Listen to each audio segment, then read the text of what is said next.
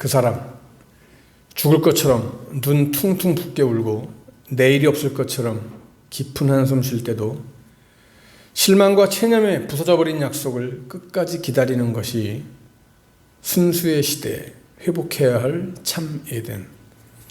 결론은 담백하다. 지워지지 않는 사람, 사랑을 생각나게 하는 사람, 가슴 떨리게 하는 단 한 사람이 있다고. 그 사람 당신이라고. 세상 접을 때까지. 오늘 말씀을 준비하면서 이 시를 준비했는데, 여러분 사랑이 언제 확인됩니까? 사랑이 확인되는 그 시점이 여러분 언제라고 생각합니까? 사랑이 확인되는 시점은 바로 이때입니다. 그 어떤 상황에서도 나를 믿는다고, 나와 함께 하겠다라고 하는 고백을 들을 때, 그 시점이 바로 사랑이 확인되는 시점입니다. 내가 너에게 그랬듯이, 네가 나에게 그랬듯이, 오늘 우리 하늘 아빠가 우리에게, 나에게 예수 그리스도의 십자가의 은혜와 사랑을 보여주시면서 내가 아무리 어둠 속에 있다 할지라도, 내가 아무리 죄 가운데 있다 할지라도 너는 내 것이다. 너는 내 것이다. 라고 말씀하시는 그 하나님의 말씀. 그래서 독생자 예수 그리스도를 우리에게 보내주심으로 십자가를 지게 하시고, 그 십자가를 통해서, 십자가의 사건을 통해서 당신의 사랑을 우리에게 확인시켜 주셨습니다. 우리는 오늘 그 사랑을 안고 품고 살아갑니다.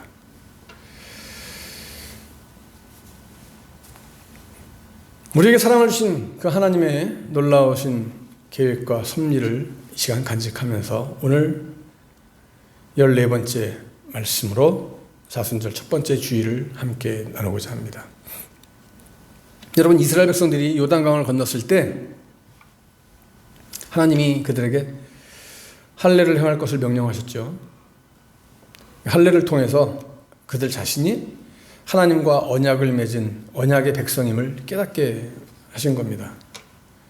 그래서 이스라엘 백성들은 할례를 통해서 자기가 누구고, 우리가 누군가, 그리고 우리가 어떤 삶을 살아야 될 것인가 하는 것을 다시 한번 깨닫고 모든 면에서 조심조심하게 되었을 겁니다. 할례를 명하셨던 하나님께서는 이제 저들에게 두 번째로 뭘 말씀하시냐면은 유월절을 준수해라, 유월절을 지켜라 라고 말씀하고 계세요. 비록 이 유월절을 지키라고 하는 명령이 시달되는 말씀은 없지만 광야에서 행해지지 않았을 유월절이 바로 지금 이때 행해진 것을 보면은 분명히 이것은 하나님의 명령에 의해서 이루어진 것임을 우리가 알 수 있습니다. 그러면 여러분, 요단강을 건넌 이스라엘 백성들에게 이 유월절이 어떤 의미였고 또 어떤 일을 경험했는지 한번 우리가 말씀을 통해서 나눠보고자 하는 거예요. 이 굉장히 중요한 의미입니다. 오늘도 이 굉장히 중요한 의미 확인하고 돌아갈 수 있는 시간, 한 주간 동안 이 말씀을 묵상하면서 또 여러분 삶 속에서 적용해보는 그런 시간이 되기를 간절히 축복합니다. 첫째는 이 유월절을 지키라고 하는 것은 하나님의 은혜로 사는 존재라고 하는 것을 다시 한번 깨달아라 라고 하는 그런 의미예요. 여러분, 유월절 사건은 여러분 잘 아는 것처럼 이스라엘 자손들이 이 출애굽하던 그날 밤에 이루어진 사건이잖아요. 자, 그날 밤에 애굽에는 정말 큰 호곡이 일어났어요. 바로의 장자로부터 시작해가지고 감옥에 갇혀있는 사람의 장자까지, 그리고 모든 생축, 살아있는 짐승, 그 첫 번째 새끼가 그날 밤에 모두가 다 어떻게 돼요? 다 죽는 거예요. 죽임을 당했죠. 여러분 생각해봐요. 이 얼마나 기가 막힌 일이겠습니까? 첫 번째 게 모두가 다 죽는다. 사람이고 짐승이고 할 것 없이. 그야말로 한밤중에 날벼락을 맞은 거잖아요. 그런데 이스라엘의 집에는 울음이 있어요, 없어요? 울음이 없어. 그들의 장자들은 죽임을 당하지 않았어요. 왜 이스라엘의 장자들만 죽임을 당하지 않았습니까? 하나님의 명령을 따라서 어린 양을 잡고 그 어린 양의 피를 문설주, 좌우 문설주 임방에다가 또 발랐기 때문에 하나님이 그렇게 하라고 했잖아. 집집마다 들어가서 장자를 죽이는 바로 이 멸하는 자라고 표현하고 있죠, 성경에. 멸하는 자가. 이스라엘 백성들이 피를 바른 그것을 보고 어떻게 해요? 그 피를 보고 그 집을 뛰어 넘어갔다. 유월이라는 게 뭐예요? 뛰어 넘어가는 거잖아요. 유월. 한자로 풀이하면은 뭐가 뛰어 넘어가는 거예요? 죽음의 영이 뛰어 넘어가는 거예요. 하나님의 은혜로 이스라엘 백성들은 장자의 생명을 보존할 수 있었던 거예요. 그리고 마침내 종되었던 애굽에서 출애굽할 수 있었습니다. 자, 여기 핵심이 여기 있습니다. 유월절을 지킨다라고 하는 것은 하나님께 받은 그 구원의 은혜를 세 가지 하는 건데 그게 뭐냐? 자, 잘 보세요. 유월절을 지킨다라고 하는 것은 하나님께 받은 그 구원의 은혜를 따라합시다. 기억하고 감사하고 경배하는 것이다. 예. 유월절을 지킨다는 의미는 바로 이거예요. 하나님께 받은 그 구원의 은혜를 기억하는 것. 사람들은 그냥 한번 얘기 듣고 기억하고 끝나는 사람이 있습니다. 그런데 우리가 유월절을 지킨다. 다시 말하면 하나님의 역사에 동참한다라고 하는 것은 기억하는 것으로 끝나는 것이 아닙니다. 기억을 하고 들었으면 기억하고 이어서 감사해야 되는 거예요. 그리고 그 감사는 결국은 최고 경배로 표출이 되어야 되는 거예요. 유월절을 지키는 사람들은 결코 교만할 수가 없습니다. 이스라엘 백성들이 여러분 요단강을 건넜고 이 일로 인해서 그 땅 백성들의 마음이 높고 막 간장이 서늘하고 간담이 높고 그죠? 그랬잖아요. 야, 이게 사람이 도대체 할 수 있는 일이냐? 어떻게 바다를 마른 땅으로 건너? 이방 백성들이 놀랄 수밖에 없겠죠.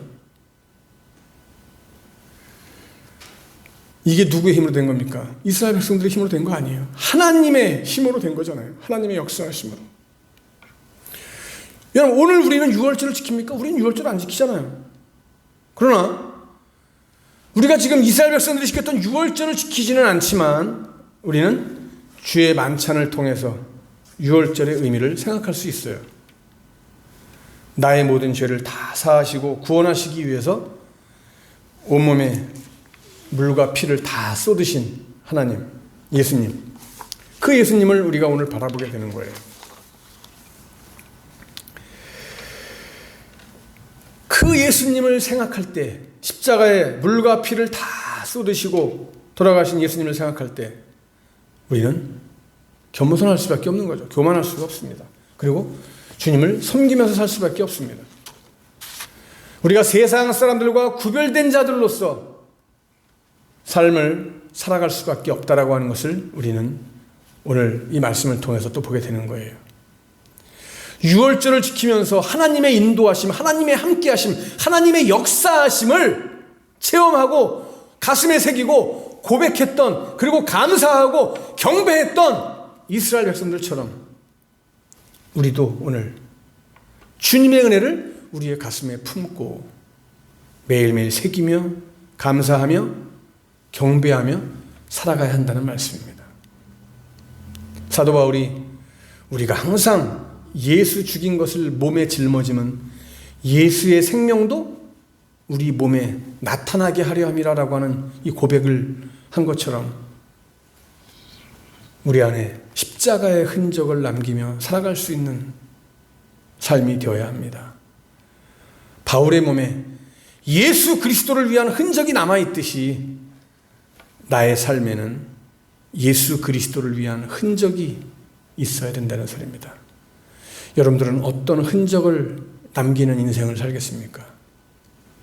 오늘 우리 모두가 예수 그리스도의 흔적을 남기는 삶을 살아가시기를 간절히 축복합니다. 두 번째로 유월절을 지킨다라고 하는 이 의미는요, 유월절을 통해서 최선을 다한 삶을 요구받게 되는 거예요. 오늘 11절 말씀을 여러분 보세요. 유월절 이튿날에 그 땅의 소산물을 먹되 그날에 무교병과 볶은 곡식을 먹었더라 그랬어요.